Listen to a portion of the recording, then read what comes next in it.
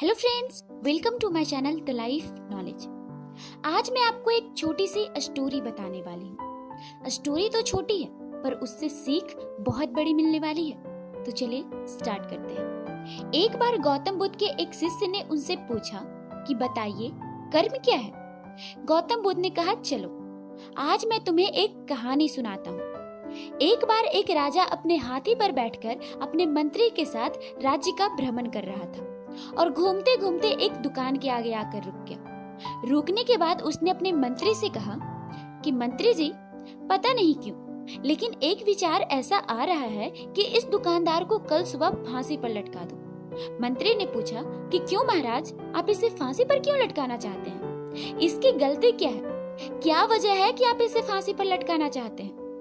राजा साहब बिना कुछ कहे आगे बढ़ गया, लेकिन मंत्री को ये बात अंदर ही अंदर खाए जा रही थी कि आखिर ऐसा किया ही क्या है इस दुकानदार ने जो राजा साहब इसे फांसी पर लटकाना चाहते हैं। मंत्री से रहा नहीं गया।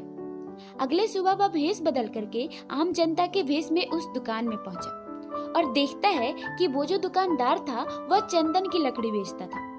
मंत्री जी ने पूछा कि काम धंधा कैसा चल रहा है? तो उसने कहा, क्या बताऊं, बहुत बुरा हाल है। लोग मेरे दुकान पे तो आते हैं और इस चंदन की लकड़ी की प्रशंसा भी बहुत करते हैं कि वाह क्या बात है, बहुत सुगंधित है, बहुत अच्छा है, पर खरीदता कोई नहीं है। अब तो मैं सिर्फ यही इंतजार कर रहा हूँ कि कब हमारे राज्य की राजा की मृत्यु हो जाए और उनकी अंत्येष्टि में जो बहुत सारी चंदन की लकड़ी जाएगी वो हमारे यहाँ से ही जाएगी और वहां से हमारे दिन बदलने शुरू होंगे।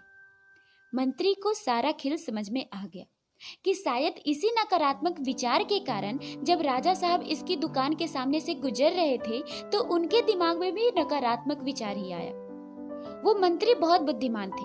उनके दिमाग में एक विचार आया कि क्यों ना इस नकारात्मक सोच को सकारात्मक सोच में बदला जाए, और उन्होंने एक काम किया। मंत्री ने उस दुकानदार से कहा कि थोड़ी चंदन की लकड़ी मैं खरीदना चाहता हूँ। दुकानदार ये सुनकर बहुत खुश हुआ कि चलो कोई तो है जो मेरे चंदन की लकड़ी खरीदना चाहता है। उसने बड़े अच्छे से उसको कागज में लपेटकर मंत्री को दे दिया। उसको मालूम नहीं था कि वो कौन है। मंत्री जी जब अगले दिन दरबार गए तो उन्होंने राजा से कहा कि राजा साहब, अब तो बेकार ही उस दुकानदार के बारे में गलत सोच रहे थे। देखिए, उसने तो आपके लिए तोहफा भेजा है। राजा साहब ने जब उस चंदन की लकड़ी को अपने हाथ में लिया तो वे सोचने लगे कि सच में मैं कितना गलत सोच रहा था उस दुकानदार के बारे में। उसने तो मेरे लिए तोहफा भेजा है और ये लकड़ी तो बहुत सुगंधित है। और तब राजा साहब ने उस तोहफे के बदले में मंत्री जी को सोने के सिक्के दिए और बोले कि इस सोने के सिक्कों को आप मेरी तरफ से उस दुकानदार को दे दीजिएगा और कहिएगा कि उसका तोहफा मुझे बहुत पसंद आया। मंत्री जी फिर से भेष बदलकर आम जनता के रूप में उस दुकानदार के पास गए और उसको सोने के सिक्के दिए और कहा कि राजा साहब ने भिजवाया है आपके लिए। दुकानदार सोचने लगा कि मैं तो बेकार ही सोच रहा था कि राजा साहब की मृत्यु हो जाए और उनकी अंत्येष्टि में मेरे यहाँ से लकड़ियां जाए। यहाँ तो मेरे राज्य के राजा साहब बहुत दयालु हैं। ये कहानी जब खत्म हुई तो गौतम बुद्ध ने अपने शिष्यों से पूछा, तो अब बताइए कि कर्म क्या है? शिष्यों ने कहा कि शब्द जो हैं वो हमारे कर्म हैं। हम जो काम कर रहे हैं वो हमारा कर्म है। हमारी जो भावनाएं हैं वो हमारा कर्म है।